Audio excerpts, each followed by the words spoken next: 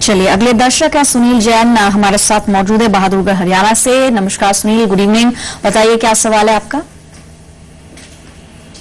सुनील साहब आप सुन पा रहे हैं? चलिए सवाल इन्होंने हमें ईमेल के जरिए भी भेजा है और जैसा कि हम इनकी प्रोफाइल देख रहे हैं, इन्होंने मेंशन किया कि 59 इनकी उम्र है। इन्होंने पेंशन लेना स्टार्ट किया पिछले साल से, यानी 1 साल हो चुका है। आइए आपसे जानना चाह रहे हैं बलवंत साहब कि क्या जो पेंशन आ रही है ईपीएफओ के थ्रू उस पर भी टैक्स लगेगा, और साथ ही अगर यहाँ पर आप थोड़ा सा क्लैरिफाई कर सके कि जो इंश्योरेंस प्लान होते हैं वहां से भी कुछ लोग पेंशन लेते हैं एन्युटी प्लान के जरिए, वो किस तरह से टैक्स ट्रीटमेंट उसका होता है, उस पर किस स्लैब के अकॉर्डिंग टैक्स लगता है?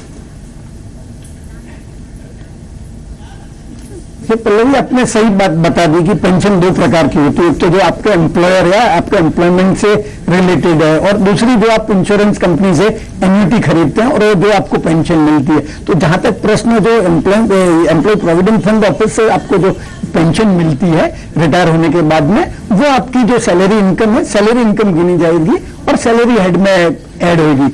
और जहां तक जो पेंशन आपको इंश्योरेंस कंपनी से आती है, वो इनकम फ्रॉम अदर सोर्सेज में टैक्स होगी, और आपकी जो बाकी इनकम है ये पेंशन के अलावा, वो इनकम भी आपको ऐड करनी पड़ेगी, और जो जितनी जो स्लैब एप्लीकेबल होगी उसके हिसाब से टैक्स लगेगा। मतलब ये पेंशन के लिए अलग से कोई स्लैब रेट नहीं है, ये आपकी बाकी इनकम की तरह ट्रीट होगी और बाकी इनकम में ऐड किया जाएगा। और जो एप्लीकेबल रेट है, अगर 2 लाख से कम है तो आपका टैक्स लायबिलिटी नहीं बढ़ेगा, और अगर बाकी सब इनकम मिला के अगर ज्यादा है तो जो स्लैब रेट आती है उसके हिसाब से आपको टैक्स पेमेंट करना पड़ेगा।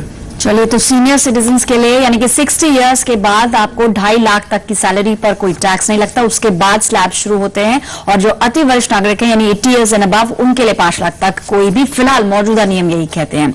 आज इतने ही सवाल शामिल कर पाएंगे। बलवंत साहब आपका बहुत बहुत शुक्रिया जी बिजनेस को अपना कीमती समय देने के लिए। और अपने दर्शकों को बता दें कि आप भी अगर मनी गुरु में अपने सवाल भेजना चाहते हैं तो हमारा ईमेल आईडी नोट करें, moneyguru@zmedia.slgroup.com, या फिर सेव लिखकर अपना सवाल भेज सकते हैं। अगर खासकर टैक्स पर सवाल है तो सेव के आगे टैक्स लिखकर स्पेस देकर अपना नाम, अपना सवाल 57575 पर भेज दें।